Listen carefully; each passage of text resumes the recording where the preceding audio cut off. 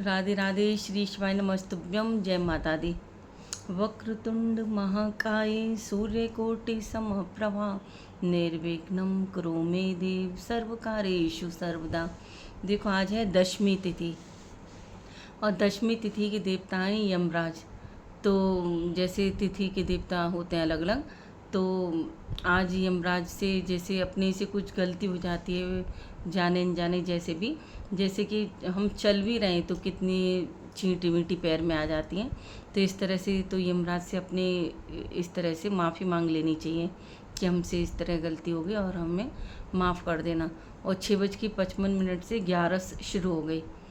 उत्तर प्रदेश में तो एकादशी कहते हैं, लेकिन यहाँ पर 11 कहते हैं एमपी में।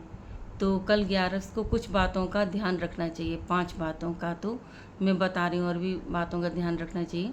एक तो 11 को सिर धो के नहीं स्नान करना चाहिए। दूसरा, 11 के दिन शेविंग नहीं करना चाहिए। और 11 के दिन नेल्स नहीं काटने चाहिए। और 11 के दिन चावल भी नहीं खाने चाहिए। और 11 के दिन प्याज लहसुन भी नहीं खाना चाहिए। इन सब चीज़ों का ध्यान रखना चाहिए।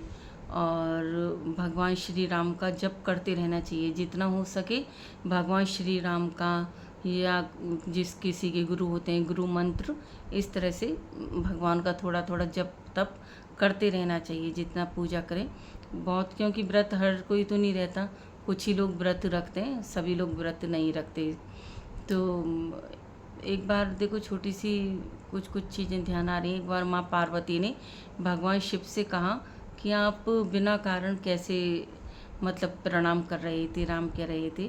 तो भगवान शिव ने कहा कि कोई एक बार राम कहता है तो मैं उससे कई बार राम कह देता हूँ। तो माँ पार्वती कहती हैं, अच्छा ये बताइए प्रभु, आप शमशान घाट क्यों जाते हैं? तो वैसे शमशान घाट की उनकी एक और भी कथा है, मतलब वह कभी फिर बताएंगे, क्योंकि भगवान शिव तो शमशान घाट का ही मतलब उनको देवता माना जाता है। तो इसकी एक कथा और है, इसको बाद में बताएंगे। तो भगवान शिव ने लेकिन यहाँ पर माँ पार्वती से कहा, बोली कि जब कोई भी व्यक्ति मर जाता है तो जब उसको शमशान घाट ले जाया जाता है तो लोग कहते हैं राम नाम सत्य है। तो बोले इतने सारे लोगों के मुंह से जब राम का नाम निकलता है, इसलिए मैं शमशान घाट में ये सब देखता रहता हूँ। और जब मुर्दे को जलाया जाता है तो उसकी राख को अपने शरीर पर लगा लेता हूँ कि कितने लोग राम नाम का नाम लेते हुए उस शव को लेकर आ रहे थे।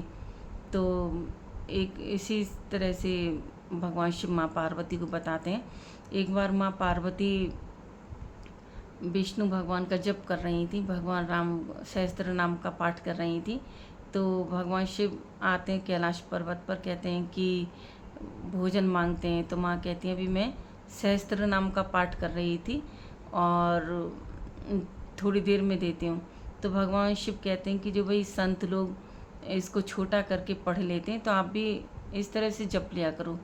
तो भगवान शिव ने बताया माँ पार्वती को, आप ऐसे जाप कर लिया करो, श्री राम रामेति रामेति रमे रामे मनोरमे सहस्त्र नाम तत्तुल्यम राम नाम वरानने। तो इसको जपने से सहस्त्र नाम के समान पुण्य फल की प्राप्ति होती है। इसलिए कल 11 से, और जो भी व्रत रखते हैं ठीक है। राधे राधे श्री शिवाय नमस्तुभ्यम।